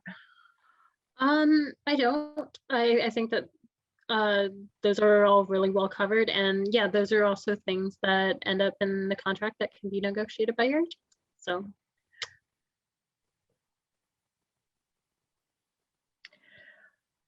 Other bits and pieces. So one of the trickiest things to navigate about publishing is that there really is no direct career path. There's a slightly clearer path to walk if you want to go into either agenting or editing. There's at least a, job titles and promotion paths and all of that sort of stuff. It's a little bit more of a straight line. As an author though, huge question mark. You might sell your first book and then it might take 5 years to sell your second one. you know, it's, you might sell and then immediately sell a second one. You know, it's like there's no predicting it, and it can be very difficult in terms of career security. You don't have any. There's no such thing. I think the best thing for authors who are looking to make this into a career is to have a never-ending ideas for stories, like constantly come up with new story ideas. They don't have to be fully fleshed out, but you know, keep a spreadsheet or a file somewhere on a USB drive of one of my clients has a file on her computer that she just calls plot bunnies. I love it. And she'll just, you know, send new ideas to me and ask me what I think of them and whether, you know, they're right for the market right now. What should she work on next? I have another client who also does the same thing. I gave him an Excel spreadsheet and he just puts all of his book ideas in it. The greatest advice that I can give to authors who are looking into this for more than just, you know, one book, is to have continuous flow of ideas. Bestsellerdom. Even bestsellerdom doesn't necessarily mean that you will be making enough money to support yourself being an author. I know quite a few people who have hit the New York Times bestseller list and still have day jobs. You know, like it's not, they still are not making enough to support their families off of what they earn from being an author. So just going into it, being aware of that. But there are ways that you can kind of stretch yourself out and make additional money. So ghostwriting, working for hire, some of the IP work, doing that in addition to coming up with your own work and your own titles, that can help support yourself if you really do want to make this your full-time job. Genre jumping is a little bit trickier. It used to be harder to do. It's becoming a little bit easier now. I think it's also important to establish that that's what you want to do pretty quickly, because the more deeply you entrench yourself in a particular style of writing, the harder it is for people to get over the fact that, oh my God, now you want to do something else. It becomes a little bit of a shock, especially if the switch is really far off of what the normal is. So I know that there have been a couple of people who start off writing really light rom-coms, and then all of a sudden they published like a horror, and people were like, but what? And it didn't do as well as it was expected, despite the name and the popularity of the author, because that wasn't their target audience and that wasn't where they had built their fan base. And so it became a harder sell. It is definitely possible though. I know that I've written already in 4 or 5 different genres, all within young adult. So it's not impossible. It's just something you have to start early. Nom de plumes, pen names, things like that. There are a lot of reasons to use one, and there's a lot of reasons why they're not necessary. If you are using it for security reasons, you know, personal safety, you should be very, very careful about your online identity. It's very easy to connect the dots between different people online these days. Be very careful about pictures that you post online, stuff like that. If you're using it for security reasons, it is also very important that you have that conversation with your agent, because your agent is going to be your first shield against who you are as like a real human being. They're the ones who are going to need to know who you actually are so that they can, you know, pay you and make sure your contracts are legal and all of that sort of stuff.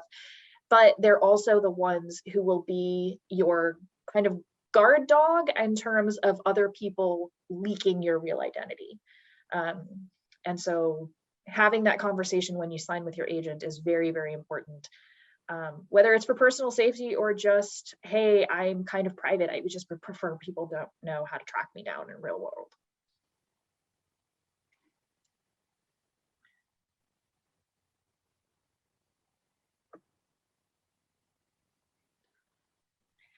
So my first piece of advice when people ask me what I tell aspiring writers is, if you can't fix it if it doesn't exist.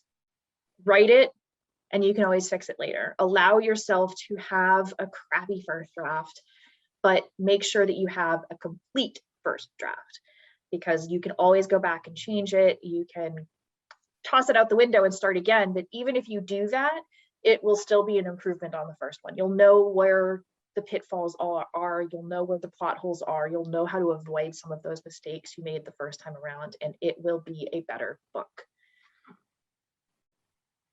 And then, yeah, I would always say just make friends, not connections. It's about building a sense of community.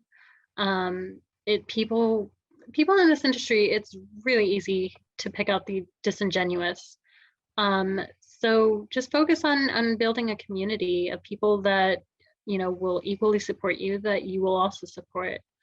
Patience is such a necessity. I can't stress it enough for authors. Just realize that our reading lists and our workloads as agents and editors are pretty far behind, particularly because of the pandemic and just pandemic burnout. So things move slow. Having patience is really important in this industry, and always put your sanity first. Make sure that you're taking care of yourself. It's really easy to get burned out. It's easy to let anxiety get the best of you in this industry, and just making sure that you practice self-care.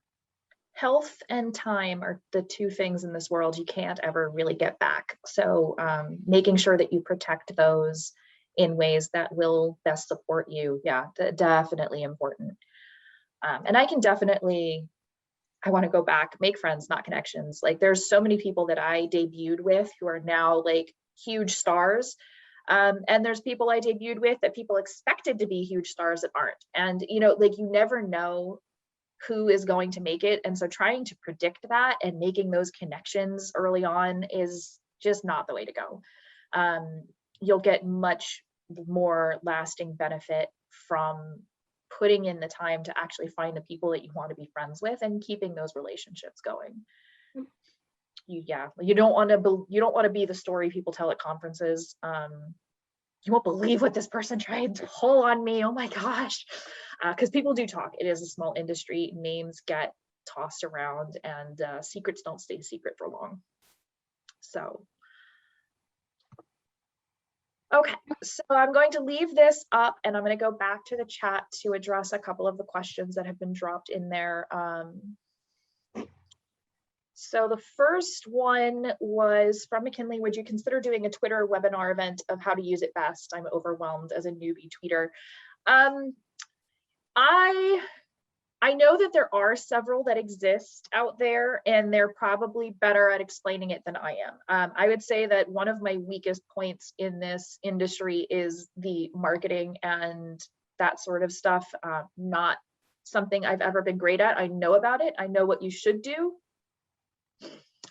However, if you email me, I can send you a list of people that I recommend following to help kind of build your initial lists and follow people who will be offering good advice, who do it well on Twitter, and who are just, yeah, the people that you'll get the best answers from some of that stuff on. Sometimes it's really just about having the right list and being able to follow the right people. Do you know of any good Twitter webinar type stuff or anything on that, Kat? Not ones that automatically I can pull from my brain. I've seen quite a bit. This is specifically in marketing and social media promotion. I think the Kerr, McKinley, do you have anything that's like more specific, or is there a particular question you have, or is it just kind of in general? I mean, I will say that most writing conferences include an element of marketing, and we'll talk about Twitter. So like if you attend a conference, there's probably going to be at least one presentation that covers Twitter. I think the most important, and I know that this is coming as a literary agent, this probably, I am of the opinion that the best marketing tool that you're ever going to have is a well-written book. So having a story that is engaging with people and that resonate with people and that people want to read is the most important thing. You can market and PR the crap out of your book, but if the substance of the book is not great and you get all these returns, then that's going to be a problem. It's why I think that it's really important to have strong editorial support and a team behind you. So marketing is always a plus. It's a wonderful skill to have as an author. It's not completely necessary. Like that's kind of the point of being traditionally published, is that they have the marketing and the money to help bolster that for you. Yeah, if anybody emails me, I can send them a list of people that I would recommend following on Twitter if you do want to build your connection to the writing community on Twitter. Okay, we had another question that came up, and this is the one that was kind of a longer answer. Okay. So the WGA registry, and as far as like copyright protection for unpublished works, do you recommend registering our polished work prior to agent querying? If so, do you recommend copyright both or neither, WGA, WGE? I'm going to go ahead. Yeah. Don't bother. I think that the most important thing here is to know is that I'm a book agent. I do not represent screenplays or screenwriters. And WGA is what, Writers Guild of America? Yeah. So that's not the screenwriters, that's the authors, that's novels. Right. I'm sorry. I was just responding to the for screenwriting. So where it was specified, Aaron, I'm sorry, Aaron, is this specifically for screenwriters, or are you just talking about copywriting something in general? In general, okay. You really don't have to. I mean, I guess if you really want to do that, you can before querying, but we're an industry of professionals. Very rarely, I can't think of anything that somebody's going to rip off your idea and take it. Honestly, the only real true plagiarism stories that I've seen in the last decade have been people who blatantly took already published work, changed the name of the characters, and then tried to publish it again. Like, so it was ridiculous, and it was like some romance author and somebody was self-publishing published works. And so it's like, I've never heard a copyright theft story of an agent or an editor taking an unpublished work and trying to do something with it. It would just be very, very easy to lose in a lawsuit. You would have a record of the email being sent to you and who had it. So, I mean, my advice for that is that if it makes you feel better, then go ahead as an agent. I kind of blink at it when I see it, but in the end, I'm here to evaluate the strength of the story. And if you felt that you needed that extra thing of the copyright for yourself, that's perfectly fine. However, when the book gets sold to a publisher, they typically do purchase the copyright and they will make sure to put it in your name. And sometimes that's a thing that comes up in the contract of who owns the copyright and for how long before it reverts back and things like that. So just be aware that publishing contracts vary from different from person to person, but typically they purchase the copyright for the author. So. All right. Aaron also asked, should you register a fictitious name with your state when you have a nom de plume?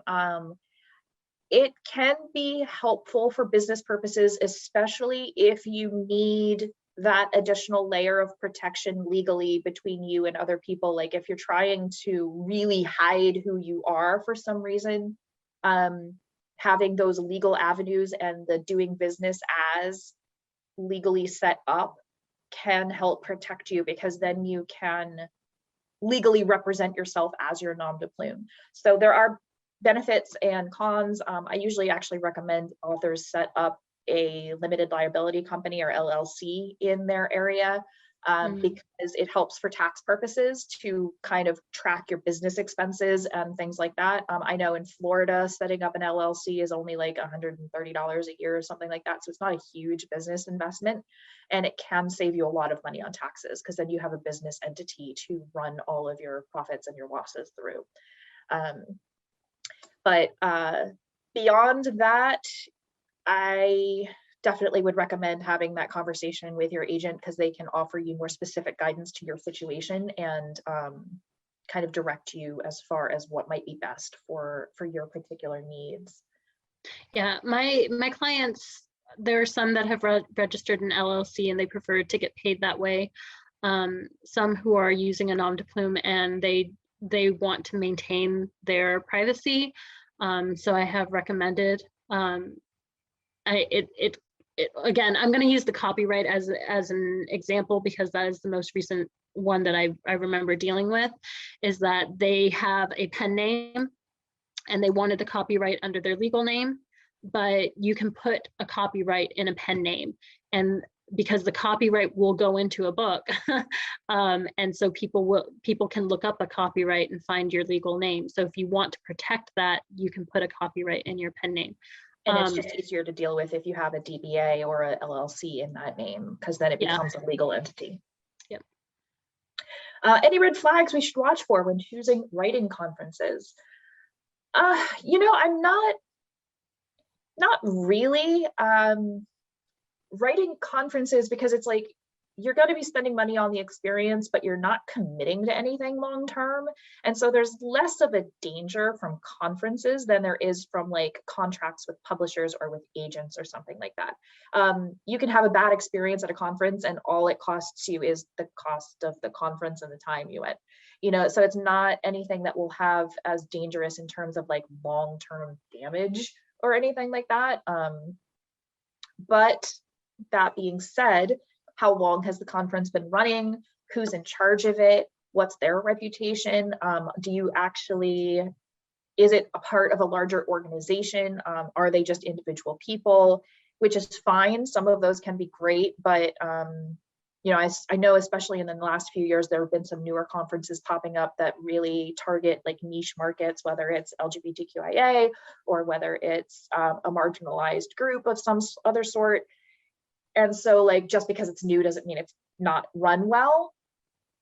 But at the same time, like length of time that the conference has been around, they're obviously going to be a little bit better established. They're run well enough by people who know what they're doing and have the contacts to keep getting new speakers and stuff like that.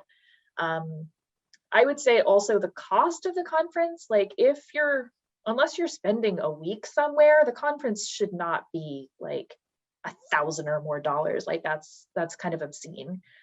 I'd say like, God, I'm trying to remember how much like RT and stuff like that. They were, you know, like $500 conference for like a 5-day conference. Like that's pretty, $100 a day is kind of a good benchmark for how much it costs. Anything you want to add to conferences, Kat?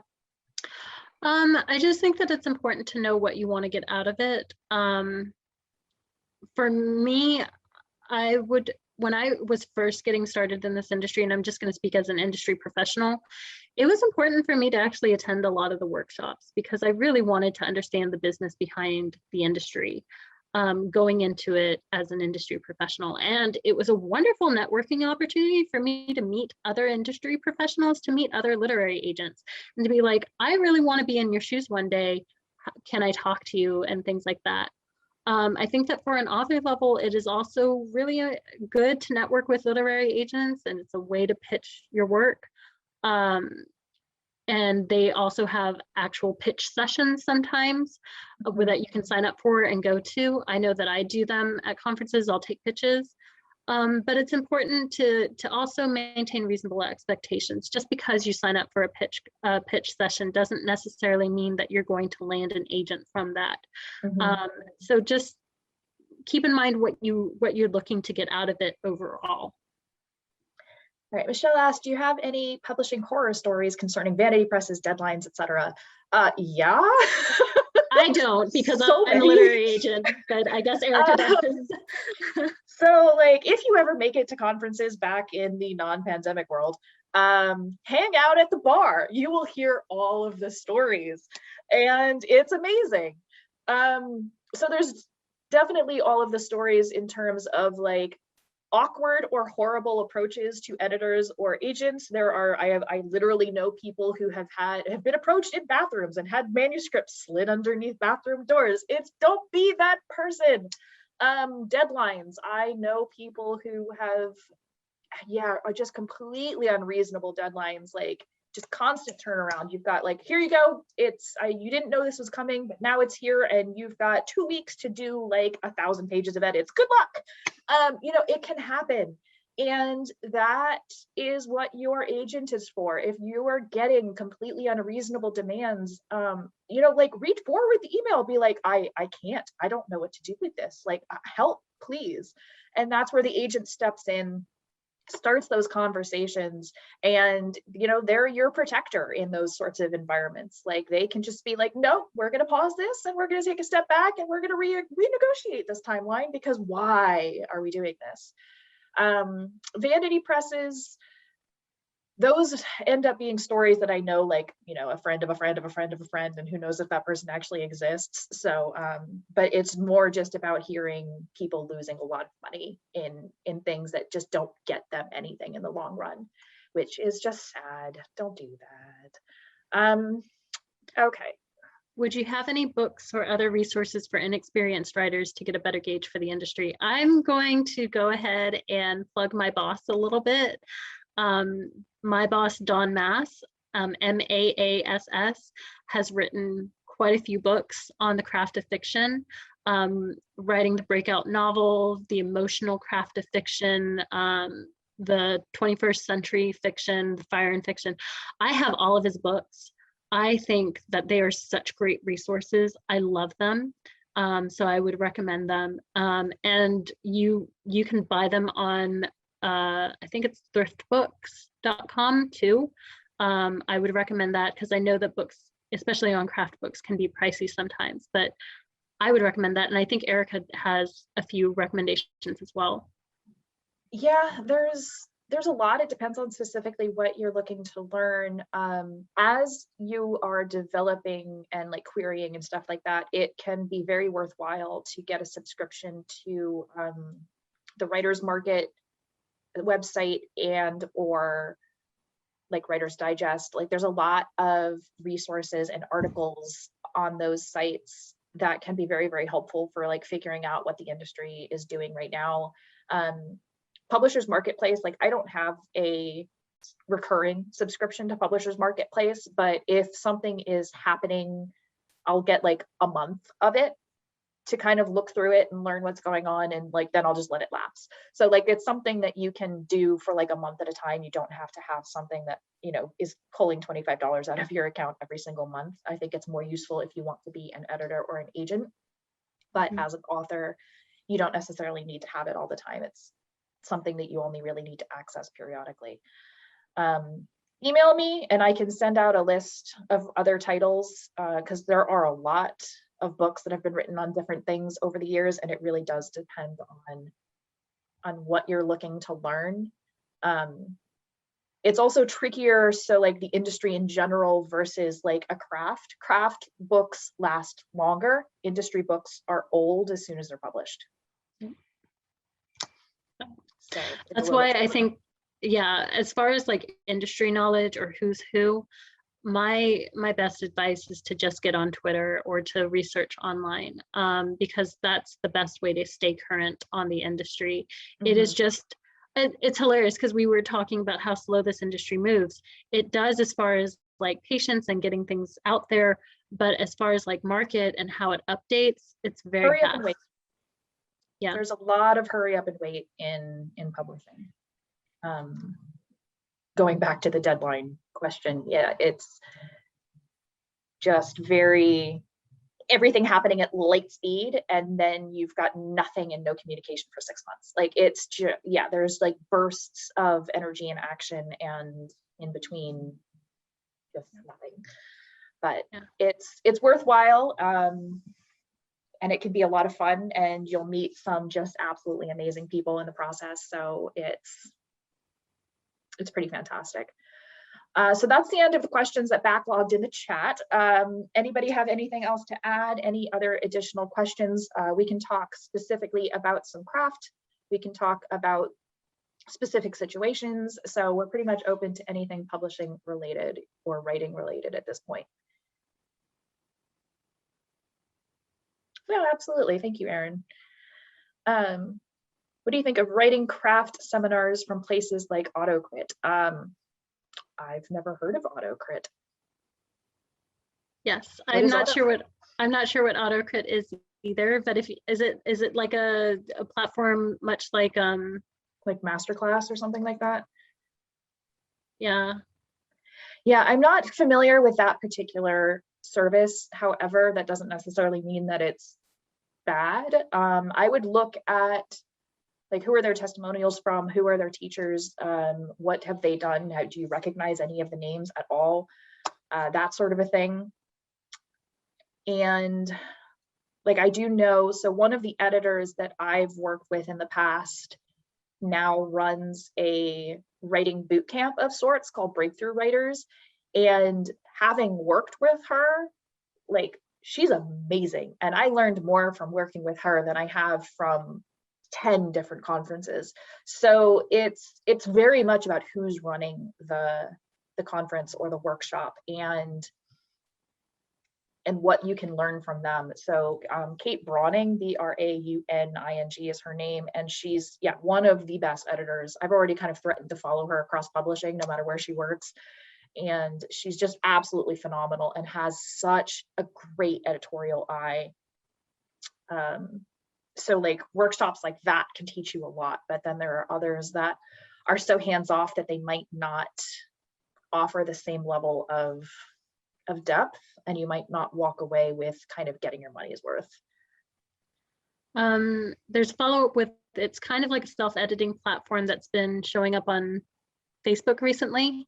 I'm not familiar with that. I almost want to say if it's something like a blog or a forum where a lot of people will post their work.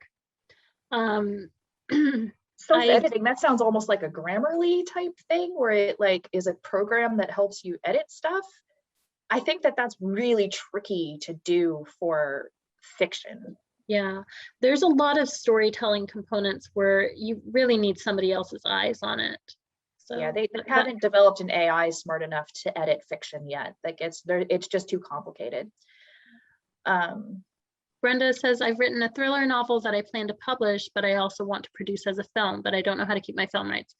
I would say that's something that you need to explain to your literary agent. Knowing what your deal breakers are going into any kind of offer situation is important, because if a publisher is saying, no, we're going to hang on to film rights in this offer, and your literary agent says, this is one of the few deal breakers, it's important to know that. It's important to know how to advocate. I know that I've gone into contract negotiations and I've had a long conversation with my client first. Like, what are you looking most for this? Is it the money? Is it the advance amount?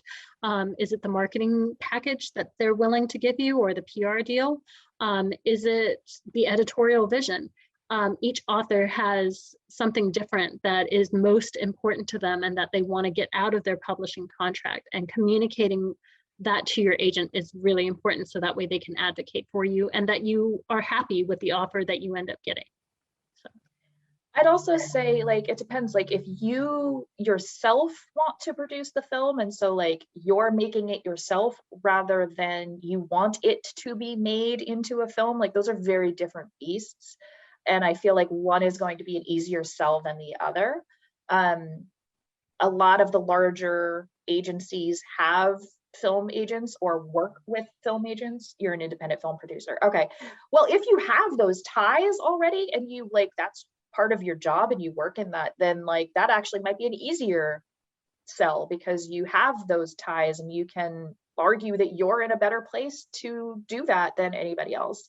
But yeah, it's definitely a conversation that you'll need to have with your agent, and film rights. I'm trying to think.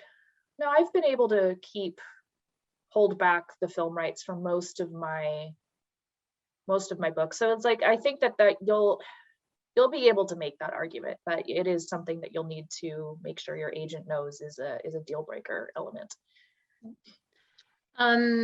Any concern with submitting unpublished work to writing competitions? No, that does not count as previously published. A lot of literary agents like myself will not represent previously published works. So if you self-publish something and then you want to take it to a literary agent later, it's very tough to do that unless you have massive sales behind that self-published title. In which case I'm not sure why you would want to go literary agent, since you're keeping 100% of your own profits there. Yeah, it's so I'm hoping that this is what the question is getting to. So if you submit to a writing competition and your work is evaluated there, it is not considered published, and it's not an issue. And actually, winning a competition or placing in a competition is something wonderful to put in your author bio when you go to query an agent. I would say just make sure you do your research before submitting to anything. Like, like agents, like editors, you know, who's hosting this competition, who's in charge of reading the manuscripts, what safeguards, you know, like, do they tell you anything about the process? The more secretive and weird they are about it, the less likely it is to be a good idea to submit to them. If they're very upfront about who their judges are and what the process is and all that sort of stuff, then you're probably completely fine. I entered those when I was just starting out. I actually won one, which was kind of cool. But they're usually pretty safe. Any other questions,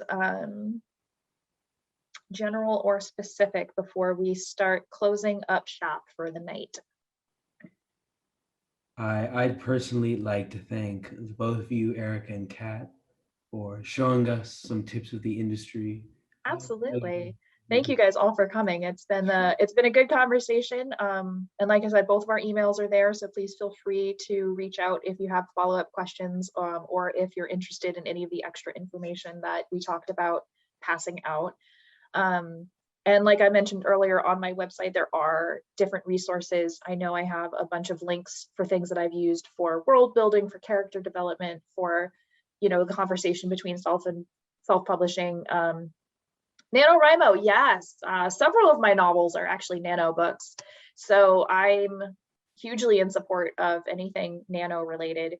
And it is a hugely supportive community. So getting involved in nano can introduce you to a lot of really great people on the forum boards and in the local chapters. So that's definitely be available.